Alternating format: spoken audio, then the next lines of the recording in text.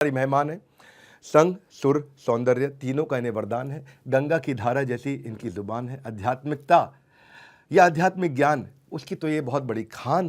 आपका फेवरेट आध्यात्मिक ग्रंथ कौन सा है? अभी तो देखिए पूरी दुनिया का मेरे हिसाब से गीता जी है, पर मैंने शुरुआत श्रीमद् भागवतम से की थी, उसके बाद मैंने गीता जी पढ़ी।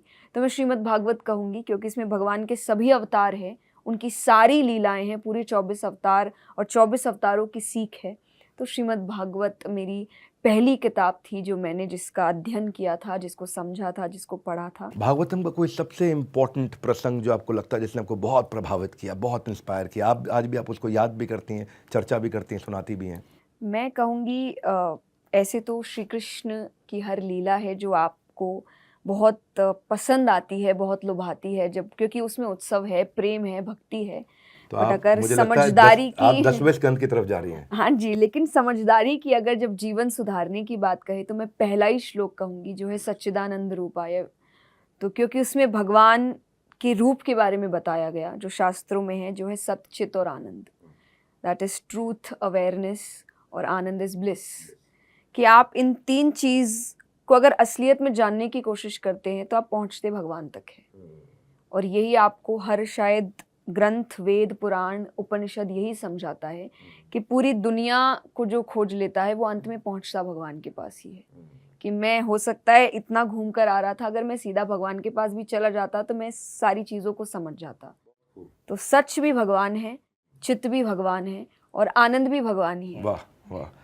मैं क्योंकि अब आज थोड़ी आध्यात्मिक चर्चा हो गई तो मैं कुछ ऐड कर देता हूँ। नॉर्मली बड़ा भारत में मैं पूछता हूँ, ऐड नहीं करता हूँ, क्योंकि वो मैं नहीं बोल रहा होता हूँ उस समय, आप जैसे महत्वपूर्ण लोग आके बात करते हैं। इसमें ब्रह्म संहिता के अंदर 5वें अध्याय के पहले श्लोक में ब्रह्मा जी ने इसके ऊपर चर्चा करी थी कि ईश्वर परमा कृष्ण सच्चिदानंद विग्रह अनादिरादिर गोविंद सर्व कारण कारणम, कि ईश्वर परम कृष्ण है और उनका विग्रह कैसा है, वो दिखते कैसे हैं, वो उनका रूप क्या है। तो बोला सच्चिद आनंद। सच जैसा आपने बता दिया, सच्चिदानंद का मैं अर्थ रिपीट नहीं करूँगा जो कि आपने बहुत अच्छा बताया।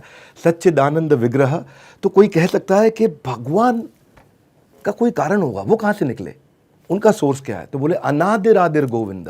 अनादि मतलब उनका कोई बिगिनिंग नहीं है, अनंत मतलब उनका कोई एंड नहीं है। अनादिरादिर गोविंद, वो गोविंद है। नहीं, कोई तो कारण होगा, कुछ तो होगा। सर्व कारण कारणम, वो सभी कारणों के कारण है, उनका कोई कारण नहीं है। He is the reason for all reason, he is the cause of all causes, he is the real source. तो जब आपने सच्चिदानंद विग्रह की बात करी तो मुझे लगा कि मैं श्लोक पर चर्चा करता हूँ, थोड़ी आगे बोल देता हूँ। मैं रोक नहीं पाया अपने आपको, लेकिन आज दिन आप ही का है। तो करियर में आपने शुरुआत से शुरू कर दिया, जल्दी में शुरू कर दिया, तो आज अगर आपको करियर से अपने 3 लेसन देने हो तो आप क्या लेसन देना चाहेंगे?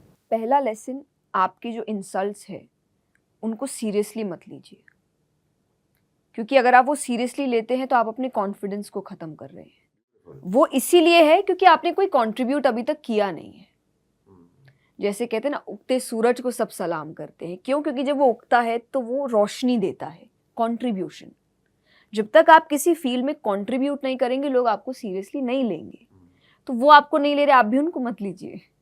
आप अपने काम में ध्यान दीजिए, कंट्रीब्यूट करिए, वही लोग आपके लिए तालियां बजाएंगे। तो इंसल्ट्स को सीरियसली मत लीजिए। दूसरा, जो मेरी ज़िंदगी का एक बहुत इंपॉर्टेंट पार्ट रहा है, भगवान पर भरोसा रखिए। ये आपको हारने नहीं देता, ये बहुत पक्की बात है। कितनी बार भी आप फेल हो जाए, रिजेक्ट हो जाए, कुछ भी हैंडल करिए, ये एक शक्ति, एक विश्वास आपको हारने नहीं देती और गलत काम भी नहीं करने देती। कई बार लोग हार के गलत रास्ता अपना लेते हैं, जिसे हम शॉर्टकट कहते हैं, पर शॉर्टकट का सक्सेस शॉर्ट समय तक ही रहेगा, लाइफ टाइम नहीं रहेगा। लेकिन जो सक्सेस आपको थोड़ा मेहनत, धैर्य, पेशेंस इनके साथ मिला है, वो लंबे समय तक चलता है, क्योंकि मिला बड़ी मुश्किल से है ना आपको। तो शॉर्टकट आप कब नहीं अपनाएंगे? जब आप भगवान पे भरोसा रखते हैं। तो भगवान का एक डर भी है आपके अंदर कि वो देख रहा है। इंसान गलती एकांत में करता है कि कोई तो नहीं देख रहा, पर भगवान को मानने वाला जानता है कोई नहीं देख रहा, वो देख रहा है, वो हिसाब करेगा आपका।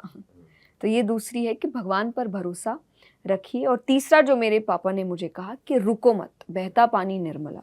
जब रुक जाते हो तो कहीं ना कहीं वो जो प्रोक्रास्टिनेशन, लेजीनेस, ये कब आता है? जब आप रुक जाते हो।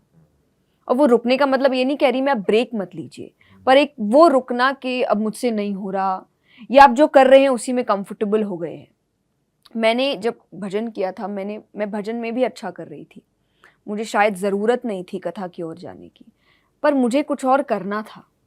और मुझे जब कथा दिखी, जो मेरी पहली कथा थी, जब एक इंटरेस्ट आया, हो सकता है उस वक्त मुझे एक मन में जिज्ञासा, इंटरेस्ट आया कि बड़ी अच्छी चीज़ है, करते हैं इसको, पर वो करने में मुझे 1.5-2 साल लग गए।